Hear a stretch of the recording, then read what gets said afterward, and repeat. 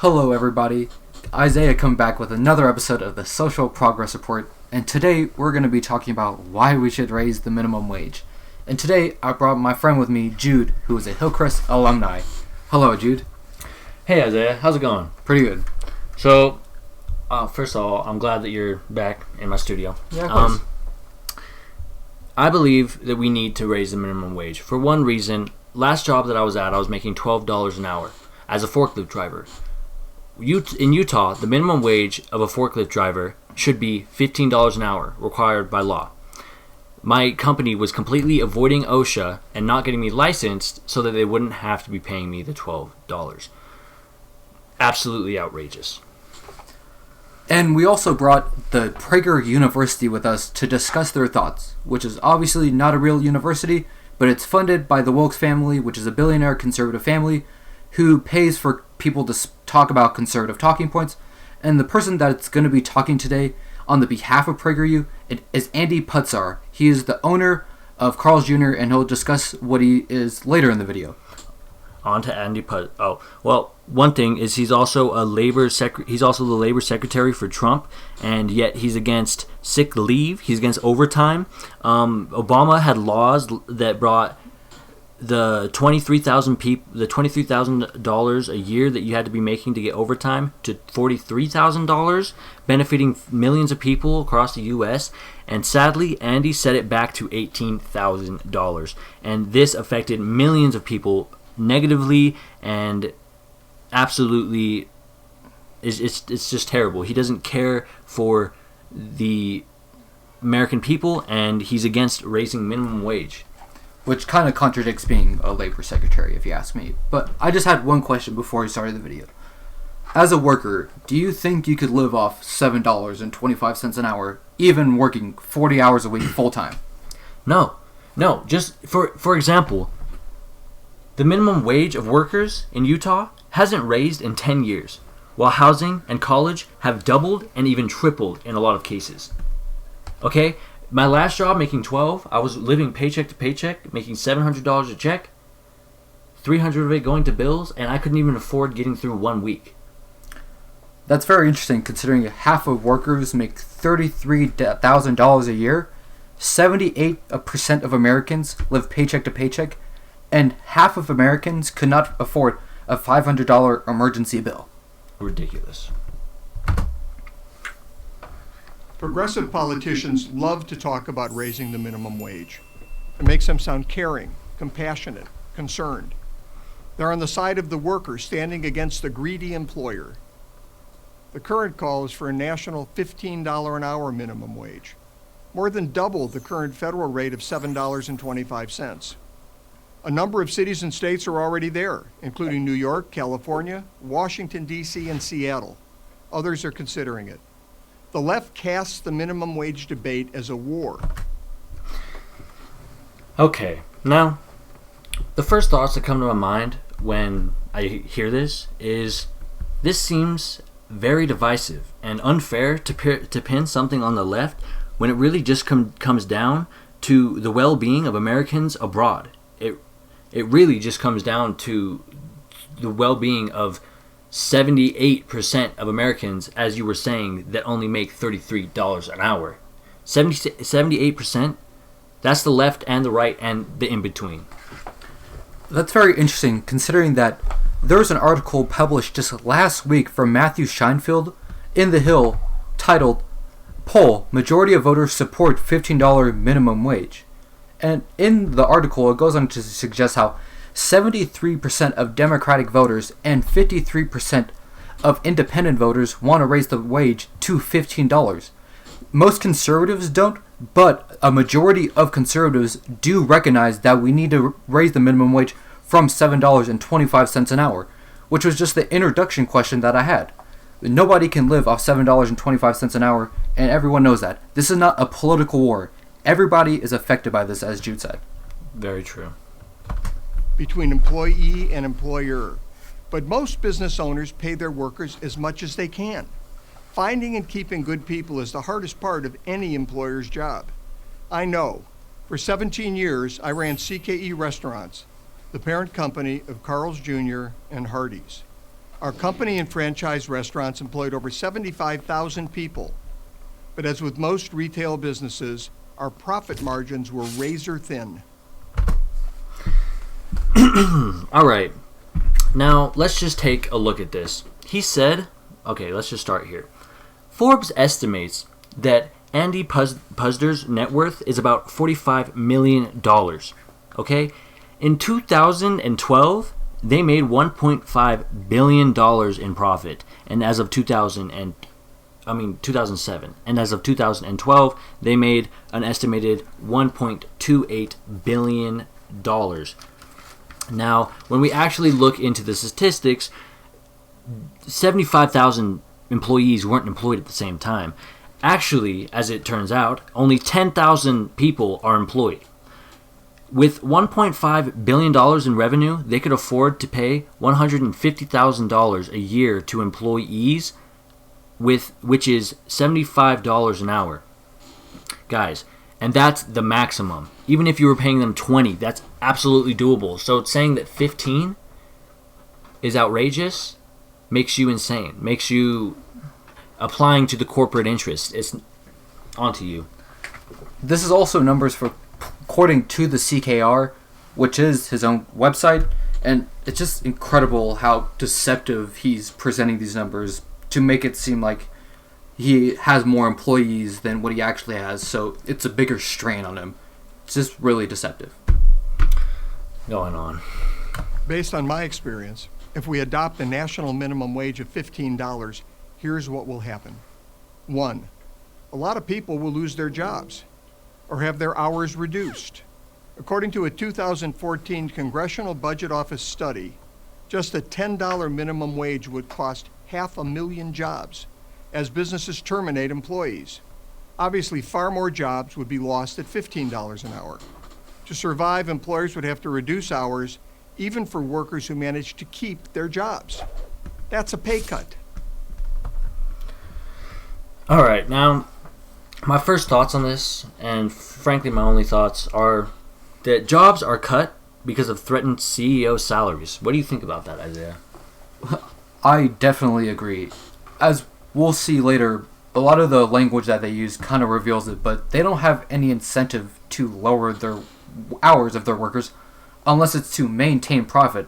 As we've shown previously, they can afford it plain out, and they should just negotiate with unions, which their argument basically boils down to, oh, the CEOs are essentially too greedy and have to maintain a certain profit. But we should reject this sort of epistemology, because most executives agree with raising the minimum wage. 80% of business executives agree with raising the minimum wage, and 60% of small business owners also agree with raising the minimum wage, according to the edlabor.house.gov. Now that's some info right there. 2, businesses will close, and the jobs they created will disappear. A recent report from researchers at the Harvard Business School found that each $1 increase in the minimum wage results in a 4 to 10% increase in the likelihood of restaurants closing. An over $7 an hour increase to $15 would be devastating, not only for restaurants, but for small businesses and their employees. 3, young people will lose that entry-level job opportunity. My first job was scooping ice cream at a Baskin-Robbins in Cleveland, Ohio in the... All right, pause it a little bit afterwards, but let me just start by saying federal regulations don't apply to small businesses, okay? So with 150 employees or less. So as he was saying that small businesses are more likely to get closed, it's the exact opposite. Small businesses are less likely to get closed, and bigger corporations are more likely to afford it, which benefits the majority of Americans.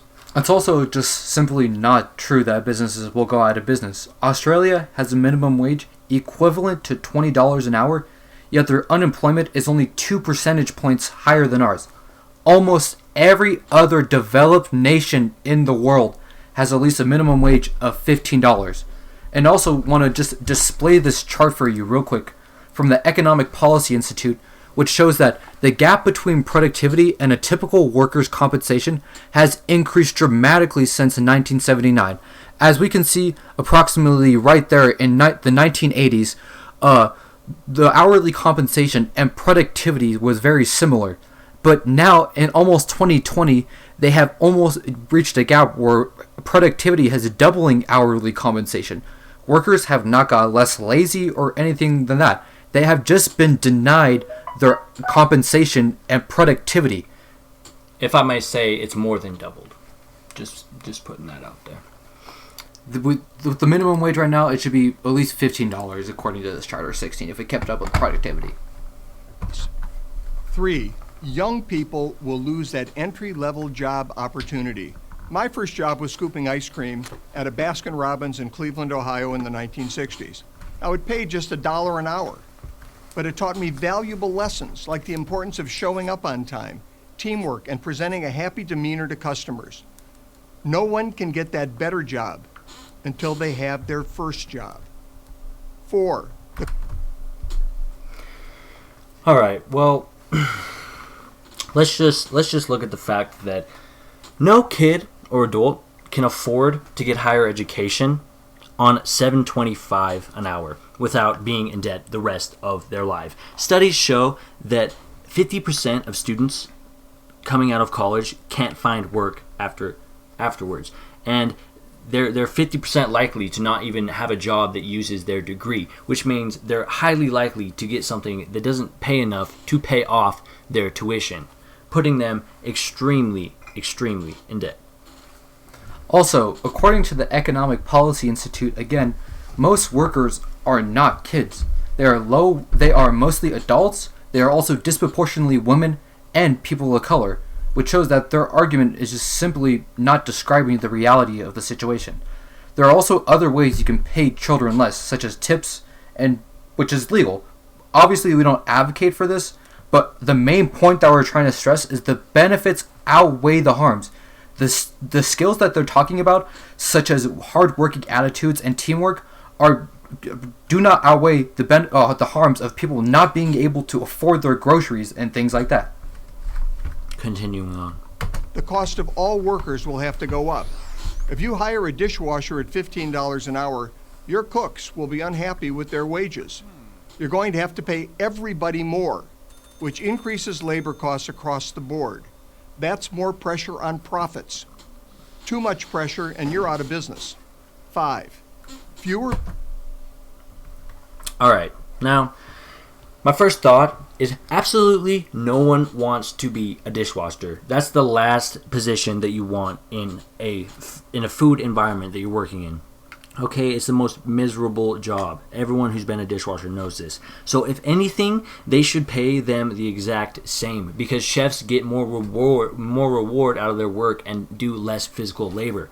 And on top of that, debunking this business point and going out of business is that if everyone makes $15 an hour, that $15 an hour is going back into the economy. For instance, you spend more, then companies make more. That's very true, but going on to that, not for huge companies will the cost of workers go up. As we proved previously, they can simply just pay them the average amount. They don't have to pay them an exaggerated amount, as Jude was talking about, $75 an hour, but $15 an hour is good enough. Most managers, when I worked at fast food, didn't even make $15 an hour at Five Guys and when I worked at Wendy's. So they would be benefiting too from this. It's similar to the point that Jude was making earlier. Their motivation is just centered around the CEO's profit, not the economic health of their employees. People will open businesses. $15 an hour is a very steep hill to climb. Would-be entrepreneurs will do the math on labor costs and realize it's just not worth the risk. This is a real cost to the economy that we can't measure. A company that never exists never employs anyone. Okay, guys. My first thought is that there are many things that you could do to fix this problem. Okay? You could lessen the price, which ups demand. You could, a consumer could go elsewhere where it's cheaper. And on top of that, people would be making more money people would be making more money and would be more likely to afford it. As the point that Jude was making earlier, the money will go back into the economy. People can be more likely to take these risks and become entrepreneurs because they will be beneficiaries of the wage increase. He literally just makes this contrived hypothetical out of nowhere, and there's absolutely zero evidence that he points out that describes that no one would want to take the risk. There's no correlation with causation, essentially, or to causation. No evidence. 6, prices for everything will go up as businesses pass higher labor costs along to consumers. One of two things will happen. Either consumers won't pay the higher prices and businesses will lay off workers or close, or consumers will pay higher prices and have less money to spend elsewhere. Either way, the higher minimum wage will represent a drag on the overall economy. Now, this may sound like doom and gloom, but it's already a reality for many business owners and workers in the cities and states that are raising the minimum wage. In San Francisco, One of the things that I said before that I meant to say is that there's no correlation to causation, okay? There's no evidence that from higher wages any of this will happen. They could go elsewhere, lessen prices, etc. With this, businesses will have to pay higher labor costs. He has a very juvenile understanding of how economics functions.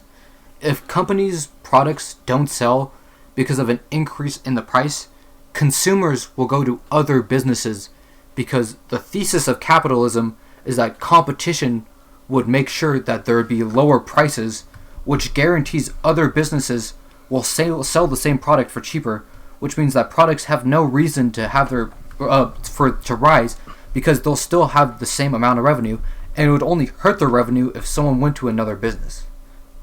States that are raising the minimum wage. In San Francisco, AQ, a 2012 James Beard Award finalist for the best new restaurant in America, saw rising labor costs drive its profit margins down from 8.5% in 2012 to 1.5% by 2015. So it shut the doors. Jeremy Marin's chain of Cuban restaurants in New York closed 2 locations because of minimum wage increases and has raised prices at the restaurants he's still operating. The minimum wage, he said, is going up too fast. We can't catch our breath. Kevin McNamee is a chiropractor in California. I'll be moving my 2 companies out of Los Angeles, he wrote in a letter to the New York Times.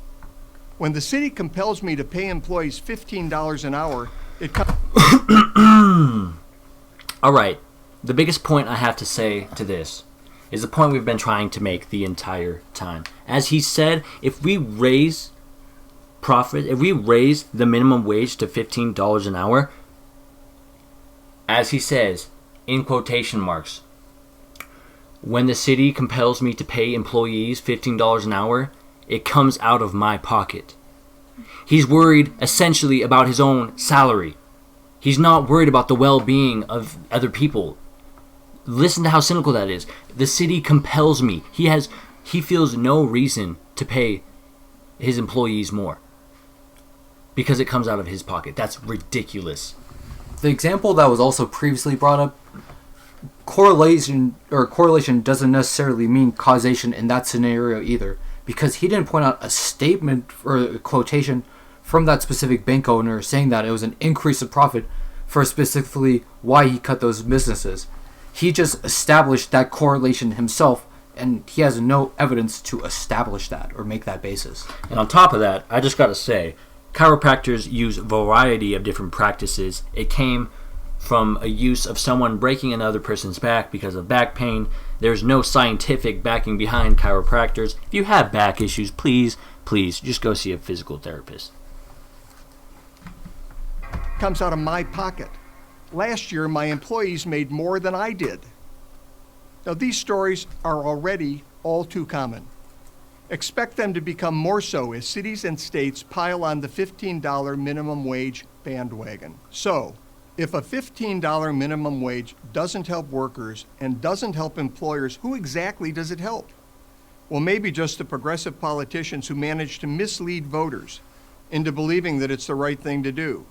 Sounding caring, compassionate, and concerned is all well and good, but having a job is better. I'm Andy Puzder for Prager University. Prager.